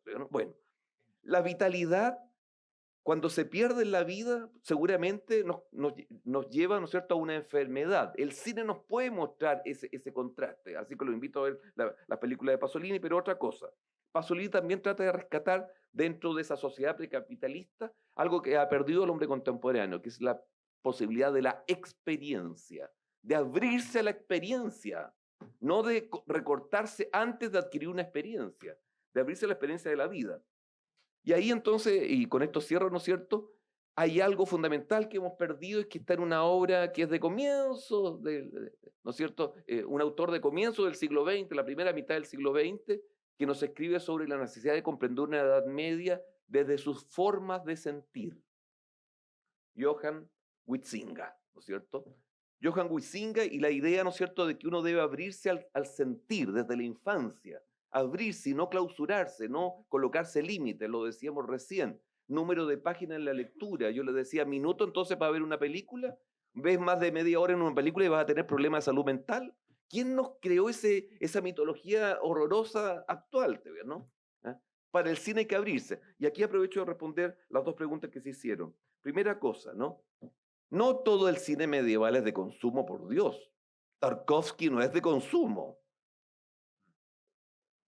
Andrei Rublev, otra de las grandes películas, es complejísima, ¿no? Bergman no es de consumo, ¿no?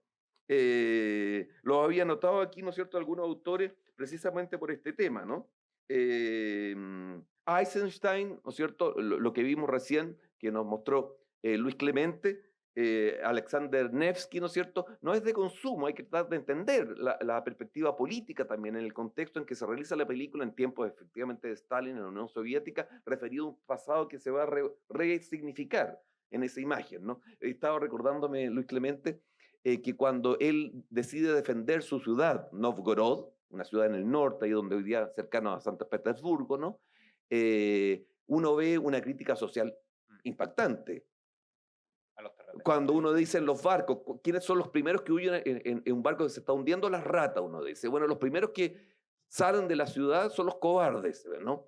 ¿Quiénes son los que salen de la ciudad? Los poderosos, los que defienden sus tesoros, ¿no? Si alguna vez que hay una crisis en este país, seguramente se van a ir los que tienen el dinero, ¿no? Los capitales, decimos hoy día. ¿Y quién se queda para defender Novgorod con Alexander Nevsky? Hay un mensaje también desde la Revolución de Octubre en adelante, ¿no es cierto?, para el tiempo ya más bien de Stalin. El pueblo, pues. El pueblo es el fiel a Alexander Nevsky. Ellos se quedan para defender. Y normalmente aparece en la escena, no hay armas prácticamente, hay herramientas agrícolas, ¿verdad? Están dispuestos a todos, ¿no?, a esa dimensión. Bueno, colocaba otros grandes directores, ¿no es cierto? Pero hay un cine medieval sofisticado, hay un cine medieval profundo, hay un cine medieval, uno diría, de caricatura, falsificado, del cómic, también es interesante de todas maneras, porque ahí se recoge en gran medida la mitología, ¿no? Y pensemos también en el mundo medieval japonés y en el mundo medieval chino. También hay un mundo feudal y neofeudal en el mundo oriental. Los samuráis también forman parte. Akira Kurosawa yo también lo introduciría en un cine medieval, ¿no? Medieval de Oriente, ya no con las categorías occidentales, pero en una equivalencia. Y la otra pregunta, ¿cuál era? Porque ahora se me fue. La manipulación, claro.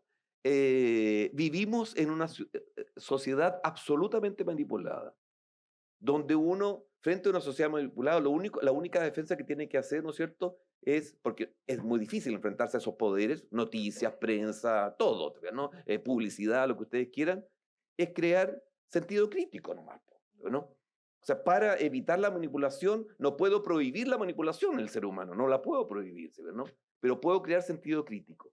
Sentido crítico significa tener un fundamento cultural desde donde afirmarse. Y eso es lo que nos está faltando últimamente, ¿no? Creer que la cultura es una herramienta de cambio social, creer que en la cultura es una herramienta de revolución social, ¿no? ¿Ya? Y el problema más grave en este momento en Chile es que la cultura se ha ido al carajo por la perspectiva que hoy día existe, ¿no es cierto?, de que la cultura te puede ocasionar daño, ¿no?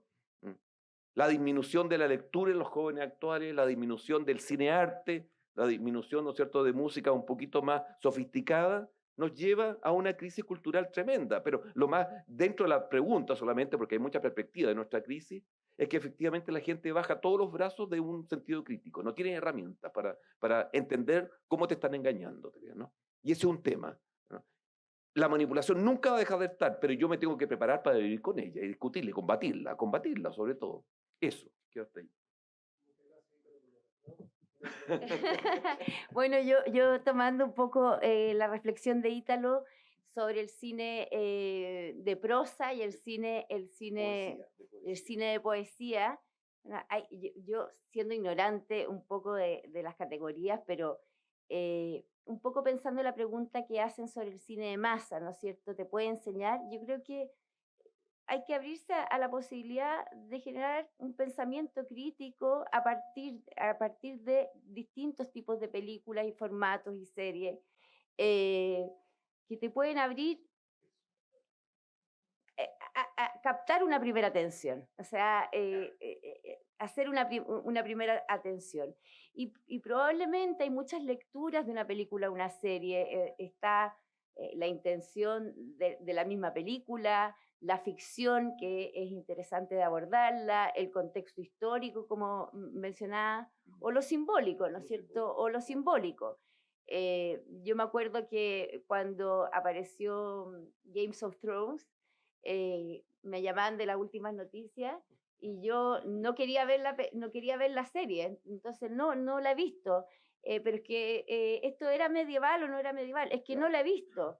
Bueno, reconozco que la vi el año pasado y la disfruté muchísimo, pero es interesante también poder trabajar algunos elementos, incluso fantásticos, y reflexionar en torno. O sea, creo que siempre y cuando, ¿no es cierto?, el cine o una serie puede ser un trabajo interesante y desafiante para nosotros como docentes y también en conjunto con las y los estudiantes. O sea, creo que puede ser una bonita oportunidad. Y obviamente hay películas que nos llevan a lo simbólico, a una reflexión más profunda. Yo estoy pensando en El Séptimo Sello, que nos hace pensar y reflexionar sobre la muerte, pero que también es una reflexión muy contemporánea del momento. Entonces hay muchas posibilidades. Creo que al revés, pienso que Ítalo decía antes de que pensara, deberíamos hacer un libro de este tema. Pucha, yo creo que nos propone como desafío también vincular y hacer ese ejercicio en la docencia. Lo aceptamos. ¿Sí o no? No, lo propusiste tú, pero yo creo que es una buena idea. Sí, Sí, muy bien. Bueno, ahí está. Por ahí le están dando la mano. Sí, por favor. Igual esa situación ya está empezando en la hora del producto, que ahí no se da como esa perspectiva y el cine igual como una perspectiva que quizás no hable tanto como en la novela, pero ahí como en este mundo medieval, la película lo cambia, hay mucha variación en el cine, el séptimo arte, y por ejemplo, ya tomando la leyenda, creo que la lector, que lo votamos, ¿La piel? Ay, No, porque el jorobado, esa versión. porque la película sale que el malo es un juez, el libro es el justo.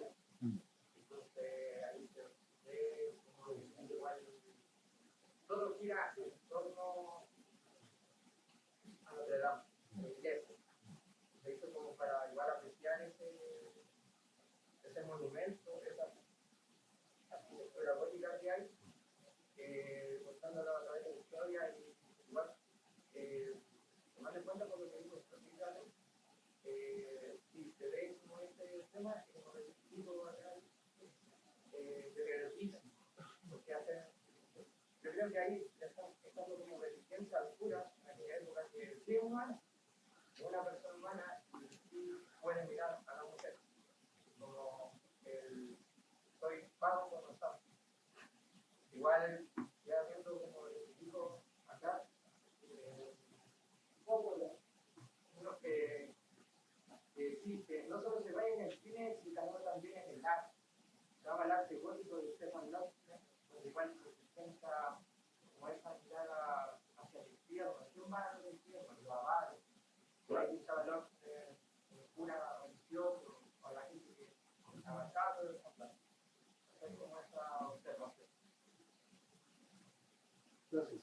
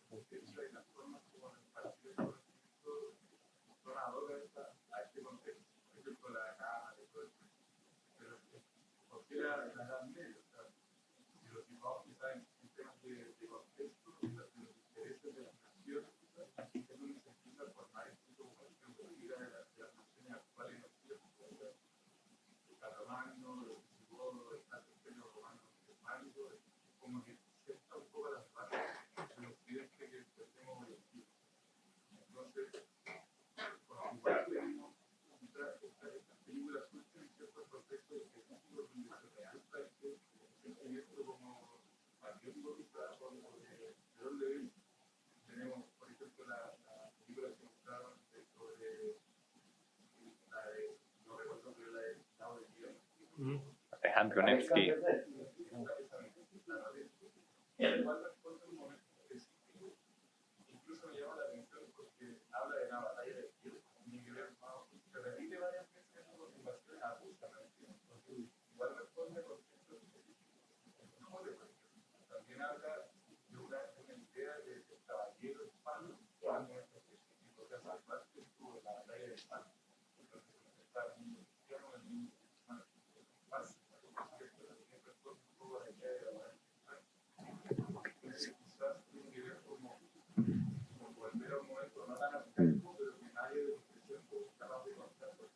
Claro.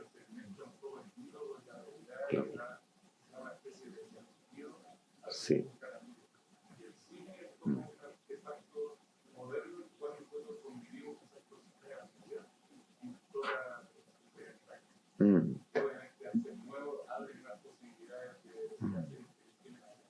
Sí. Una sola cosa agregar a lo que has dicho, está muy bien. Alexander Nevsky hay que considerarla también en su musicalidad, ¿no? El sonido. Es un autor ruso de los más brillantes contemporáneos, que lo sabe muy bien Luis Clemente, Rachmaninoff. La música es de Rachmaninoff. Entonces uno dice, no puedo disociar, recordar a Alexander Nevsky con la música de Rachmaninoff. Entonces uno dice, el cine tiene... ¿Cuál es la gracia del cine? Que tú decías al comienzo, la tecnificación sí, pero el cine tiene una virtud. Hace confluir todas las artes. La arquitectura, la espacialidad, la temporalidad como relato, la música, los colores, ¿no? Los gestos. Entonces, es un arte muy completo, pero el primer cine, sobre todo en tiempos de Eisenstein, aunque conocemos el nombre del director, el primer cine soviético, ¿no es cierto? Es importante, ¿por qué? Porque el cine soviético era la herramienta de una revolución social. El cine aparece entonces, ¿por qué? Para el mundo soviético o para el mundo revolucionario, el cine era importante a comienzos del siglo XX, y también el cine de la revolución fascista en Italia, también el cine, ¿no es cierto?, en Alemania, en fin, ahí estamos recordando a una inmensa, ¿no es cierto?, que la Lenin, ¿no es cierto?, Riefenstahl, ¿no? Bueno, más allá de la ideología, son tremendos realizadores, porque el cine es un arte colectivo, o comunitario, si queremos colocar una palabra más suave, pero colectivo. O sea, en el cine participa mucha gente, desde el camarógrafo, el director. En el cine colectivista revolucionario se trata de no destacar al director. El director es uno más dentro de todo. El iluminador, los actores. Entonces, es una obra muy total, no totalitaria, pero muy total. Es una gran experiencia. Quería decir lo siguiente. Dentro de los grandes realizadores nuestros, que es una joya, muy poco visto, filmó 126 películas, más allá de otros documentales y otras cosas, ¿no? Pero 126 películas, director chileno, no reconocido, vivió en Quilpué, en parte de su vida, hizo clases en la Católica del Paraíso, en la Escuela de Arte. Raúl Ruiz, 126 películas. Bueno, uno dice, de esas 126, profesor, ¿habrá hecho alguna medieval? Respuesta del profesor, sí. Inglaterra, unos productores ingleses lo invitaron a filmar la obra de Dante, El Infierno. ¿Ya? Dentro de la Divina Comedia, la zona del infierno, que a mí me la enseñaron en el colegio en Valparaíso. Yo dibujaba el infierno con un profesor brillante que era Aldo Colombo. ¿Ya? ¿No? Entonces, el relato era para pintar. Los cabros chicos, ya leíamos el infierno del cabro chico, pintando libros, los castigos, lo que uno quiera, pero era joya, ¿no? Expresar eso. Y en un momento él dice, ¿qué voy a hacer? ¿No? Frente al reto de una compañía productora inglesa que le dice a Raúl Ruiz, haga una versión del infierno, porque eran varias versiones que estaban realizando, de Dante Alighieri, ¿no? De la Divina Comedia. Y él dice en un momento, yo sé dónde voy a filmar el infierno. Estaba viviendo en Francia en ese momento, ya exiliado, ¿no es cierto? Bueno, en Chile, porque Chile es el infierno. Y se vino, lo invito a que la vean, ¿no? Y se vino a filmar entonces el infierno en Chile. Dijo, no tengo que modificar nada, no tengo que recrear el mundo medieval. Ya está el escenario ya. Estoy hablando del Chile, ¿no es cierto?, que correspondió, ¿no es cierto?, a una etapa dura en Chile, ¿no es cierto? Ya. Y entonces, esa película de Raúl Ruiz es una joya, porque mientras se relata, porque es una producción inglesa, a Dante en inglés, es raro escuchar a Dante en inglés, ¿no es cierto? Ya, pero está el relato en voz alta de los versos del infierno en inglés, uno va viendo imágenes de nuestro país, ¿no? Y nos damos cuenta que efectivamente a lo mejor hemos construido un infierno, pero es otro tema, ¿no? Para otra dimensión, ¿ya? Yeah. Pero Raúl Ruiz, no se olvidan de él, ¿eh? No se olvidan, tremendo, inmenso. Y no es de manipulador, y no es de consumo, es complicado. Sería nuestro director, si los chicos vieran cine de Raúl Ruiz en el colegio, convertiríamos a los colegios en otra cosa, ¿se ve, no? Ya. Sí. Inferno, se llama Inferno, ¿eh? De Raúl Ruiz, Inferno. Ahí actúa un gran amigo que lamentablemente murió en el río Mapocho, ¿no? Hermano de un gran amigo del Calenda Mayo, ¿no? Carlos Matamala, uno de los actores allá, Carlos Matamala, sí. Fue director de teatro de la Arcis. Bueno. Pensamos a una pregunta más. A comienzo de la presentación, por 91, 92, se tiró del puente Pío IX, en el año 90. Yo le pregunté a Jorge, me dijo, no, se cayó, quiso decir, yo quería machacarlo.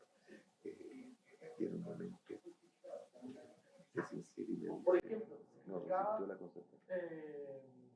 La construcción de la mesa redonda, la crítica, lo señala el profesor Carlos García Gual en la historia del rey Arturo.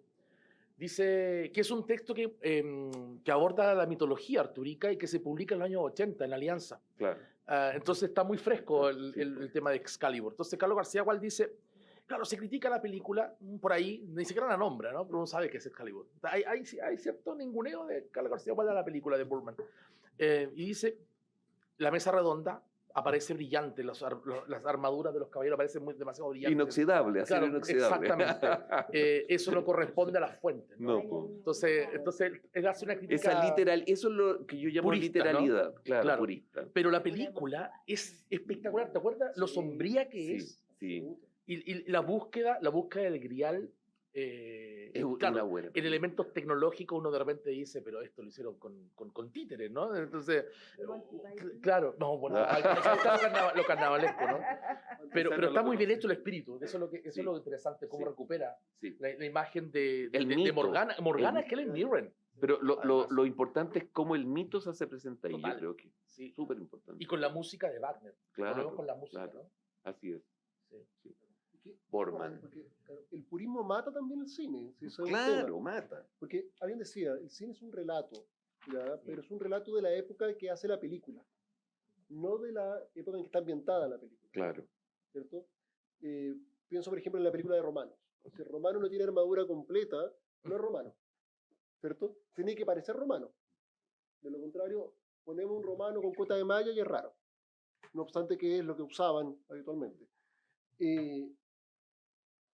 Esta parte, cuando uno piensa en la reinvención del mito, en la reinvención del héroe, el cine tiene eso. habías preguntado. Claro. Sí, quiero...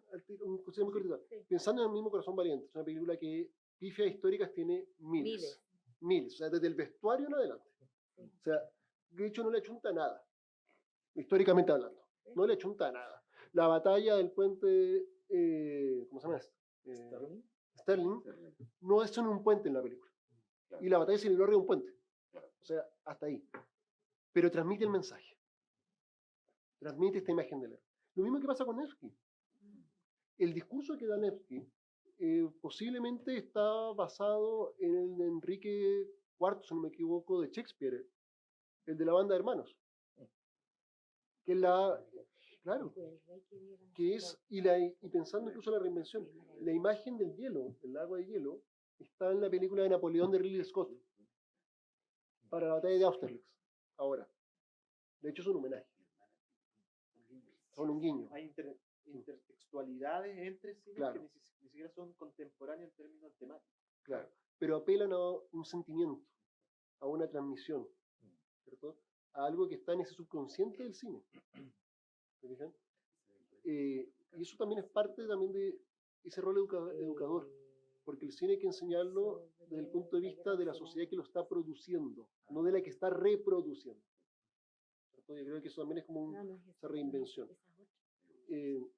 Cedo la palabra a uno de mis compañeros, con tertulios.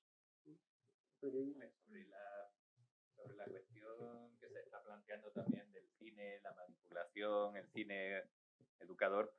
El cine evidentemente nos hace vivir, ya se ha dicho, ¿no? Esas vidas que todos nos gustaría.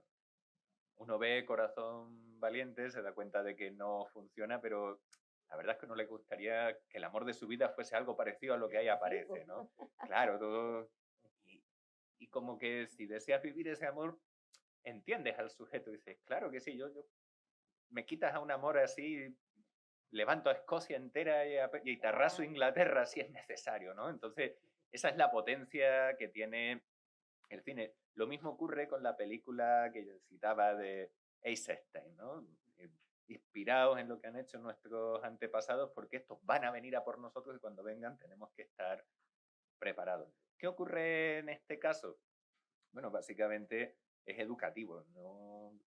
Y todo proceso educativo implica no manipulación en el sentido negativo de la palabra, sino lograr que el sujeto piense cosas. ¿Bien? Entonces, ¿qué se busca con esa película? Bueno, levantar la moral del pueblo soviético, hacer que el pueblo piense que por mucho miedo que den los nazis, ya en ocasiones anteriores a seres que daban más miedo que ellos, el pueblo ruso ha podido con ellos, y todo proceso educativo tiene una parte de selección, y en el momento que alguien nos está seleccionando los contenidos, nos está seleccionando los objetivos, ya está generando algo en nuestra mente. Otra cosa es cuando eso se hace de manera malintencionada para lograr unos objetivos que solo te beneficien a ti como educador, ¿no? Eso es la parte que no es ética en ningún proceso educativo. Pero claro, esta película está eligiendo a un héroe nacional, lo decíamos, ¿no? Viene usándose desde el siglo XVI, como ocurre en todos los países. Alguien lo decía antes entre el público, ¿no? Que muchos de los estados-nación del continente europeo tienen batallas en la Edad Media, efectivamente. En el caso de España se considera que la batalla fundadora de algo que se empieza a parecer a España es las Navas de Tolosa en 1212. En el caso ruso han elegido la batalla del lago Peipus, que es la batalla del hielo que hemos visto, que es de 1242. Los portugueses tienen la batalla de Aljubarrota de 1386 frente a los castellanos. Los franceses tienen la batalla de Bouvines, o Bouvines, disculpen mi francés, ¿vale? Pero el libro de Louis, claro que es una coalición de alemanes y demás que intentan destruir a Francia, y ahí está el rey de Francia, ¿no? Que va a ser conocido después, y así se lo conoce en la historiografía como Felipe Augusto, y no es cualquiera. ¿Quién más? Inglaterra tiene la batalla de Hastings en 1086, ¿no? Y dependiendo, claro, de quién te la cuente, es Guillermo el Conquistador o es Guillermo el Bastardo, ¿verdad? Entonces, bueno, efectivamente, el discurso nacional con el que se intenta formar cohesión, lo decíamos también, ¿no? Con el que se intenta crear identidad, recurre a figuras de la Edad Media, porque parte de ese discurso, parte de esa creación identitaria es ¿por qué somos nosotros y no somos ellos? ¿En qué momento nos hemos convertido en nosotros? En la Nava de Tolosa, en Aljubarrota, en la Batalla del Hielo. Ahí es donde nos convertimos en lo que somos hoy como identidad y es lo que tenemos que seguir defendiendo. Entonces, bueno, eso explica por qué se estudia historia en las escuelas y eso explica también por qué tiene futuro esta profesión a la que nos dedicamos. Y eso nos está indicando también la necesidad de una ética por parte de los historiadores, porque si no, claro, efectivamente tenemos en nuestras manos, démonos cuenta de ello, al igual que los cineastas, no tenemos la misma capacidad de llegada, pero sí tenemos una herramienta muy potente para hacer que otros piensen. Y ese es el problema, que no se convierta en que otros piensen lo que nosotros queramos que ellos piensen, ¿no? Bueno, eso es lo que se ha hecho con el cine, eso es lo que se hace recurriendo a estas imágenes, ¿no? Es lo que trataba de transmitir esta película. Muy bien. Yo cortito, un poco escuchando a Luis pensando también en lo neoliberal, estuve leyendo el fin de semana y en los distintos artículos salía que la mayoría del cine medieval corresponde a superproducciones norteamericanas.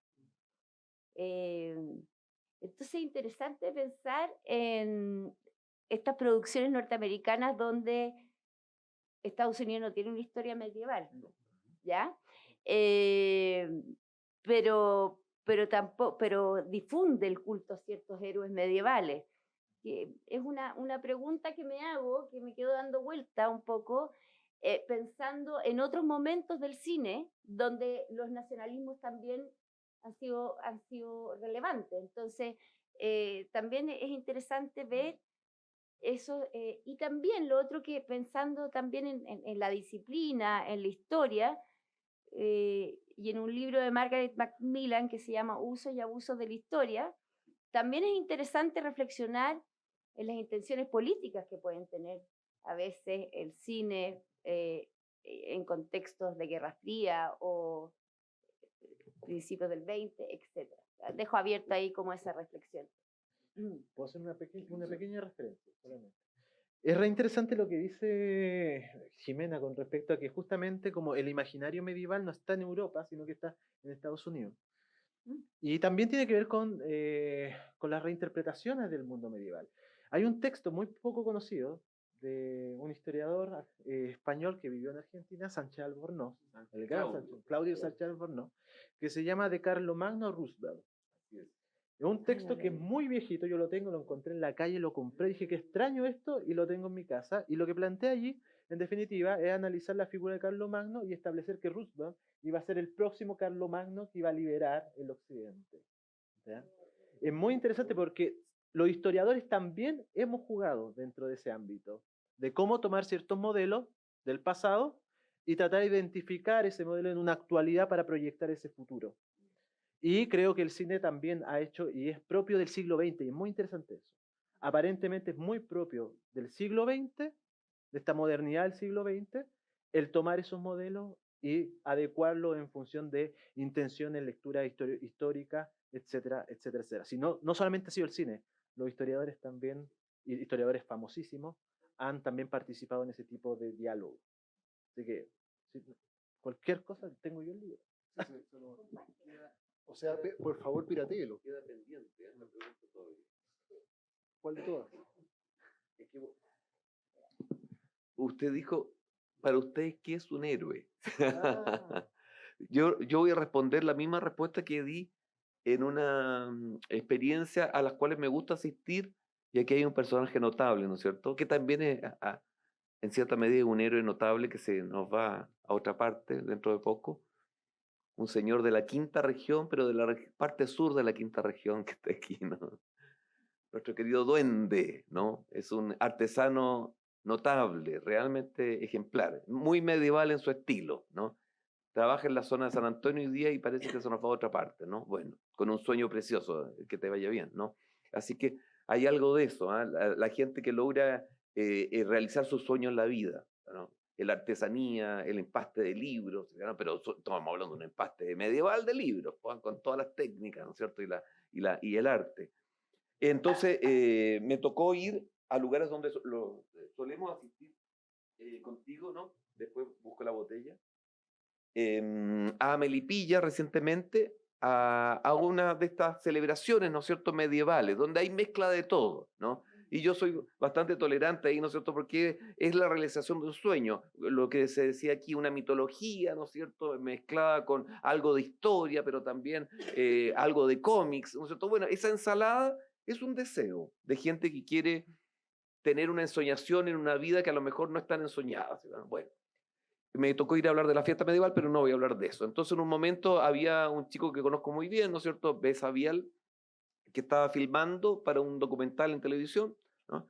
Y entonces se acerca la señora que está a cargo del documental y me hace la pregunta sobre el papel, ¿no es cierto?, de la literatura en la Edad Media, en fin. Pero la última pregunta de ella me dice, ya, Ítalo, entonces, ¿y para ti qué sería entonces un héroe? ¿No? Y ahí entonces la pregunta, uno diría, no es fácil, ¿no? Pero me acuerdo exactamente lo que le dije, más o menos. Ahí está, aparece en un programa, ¿no es cierto? Ya. Yo le dije, aquel que es capaz de interpretar y encarnar la voluntad y los sueños de un pueblo, ¿no? No es un individualismo, ¿no? Se trata efectivamente de algo comunitario, ¿no? Encarnar, ¿no es cierto?, la voluntad y los sueños de un pueblo significa hacerse cargo de una responsabilidad máxima. Como tenemos héroes en Chile también, ¿no es cierto?, que los conocemos muy bien, que superan encarnar y son capaces de cerrar su vida porque ese sueño no se está cumpliendo. Esa responsabilidad se lleva, uno diría, hasta la muerte, ¿no? Entonces, no el héroe el que se separa de un lugar y se le ocurre algo allá arriba y luego a él se le ocurre e invita a los demás. No, hay que escuchar a los otros. Veamos si un pueblo tiene sueños, pues si un pueblo no tiene sueños estamos sonados, no podemos tener héroes, ¿no? O una voluntad de ser. Cuando hemos dicho, frente al modelo que nos domina hoy día, ¿hay algún proyecto distinto realmente? Un proyecto distinto, una utopía, ¿sí o no? Bueno, un héroe necesita una utopía, ¿no? Pero esa utopía no la puede inventar, sería algo muy arbitrario. Quizás saberla escuchar, pero la pregunta es si nosotros tenemos en este momento eso, ¿no? Un deseo y una voluntad de encarnar un sueño colectivo distinto al cual a lo mejor estamos conformes, ¿eh? Y me equivoco, en fin, ya. Pero por ahí va el tema de mi opinión, ¿no? Se trata de que el héroe recoge a los otros, escucha, no habla solo, ¿eh? No es un líder al estilo yankee, no es un líder, ¿no? Es alguien que recoge a los otros, ya, esa es mi opinión. Bien, agradezco la opinión de Ítalo, pero también quiero El contar- tiempo. Sí, llevamos 2 horas ya. Sí, partimos a las 5, son casi las 7. Sí. Y también, claro, si bien siempre da para mucha esta mesa, siempre da para querer continuarla, pero claro, también hay que respetar a la gente que está apoyándonos y también tiene que retirarse. Así que quisiera agradecerle a todos los que me acompañan en esta mesa, que me han acompañado y siempre me apañan en locuras de este tipo. Pero también agradecerle también, ¿cierto?, a nuestro equipo que está filmando, que también ha estado ahí haciendo un material que después vamos a usar todos, pero también agradecerle especialmente a ustedes, a todas y todos ustedes, porque estas mesas funcionan, porque ustedes vienen a la mesa, porque ustedes preguntan, porque ustedes se quedan con dudas y se quedan con inquietudes, ¿cierto? Esa inquietud, ese pensamiento que estamos hablando, esa cosa de ese pensamiento por sí mismo, de salir de, Que emerja. claro, ¿no? que emerja, que aquí salen libros para leer, películas para ver, conversaciones para tener. Pero este finalmente. ciclo sigue después, pues. Más Sí, adelante vamos sí. a trabajar con películas Sí, también. hay claro. hay una idea que también los vamos a invitar más adelante, ¿cierto? De hacer un ciclo de cine medieval, que lo vamos a estar desarrollando seguramente ya a finales de este semestre, ahí les vamos a avisar. Y por supuesto iremos invitando a distintas personas, ojalá nos puedan acompañar también ustedes de la mesa y los que están acá al frente. Mi sueño algún día es hacer una mesa redonda, de verdad redonda. También ayuda bastante, pero la logística ahí se me complicó un poco. Así que nada, agradecerles nuevamente, pedirles un aplauso para ustedes. Sí, pero espera, una pregunta antes de lo que dijiste que me interesó, a propósito de lo que dijo Eduardo al comienzo. somos un grupo de locos, todos, ¿no es cierto? Está bien, eso está muy bien, como la fiesta de los locos, pero tú eres el obispo y nosotros somos los jorobados. No, yo soy el obispo jorobado. El obispo jorobado. Tiene un poco de todo. Gracias, Raimundo, por Sí, tu no. invitación. Ah, no, ahora estamos hablando en serio. Muchas gracias. No, y gracias. La idea Ya, muy bien. Muchas gracias. Muchas gracias a todos.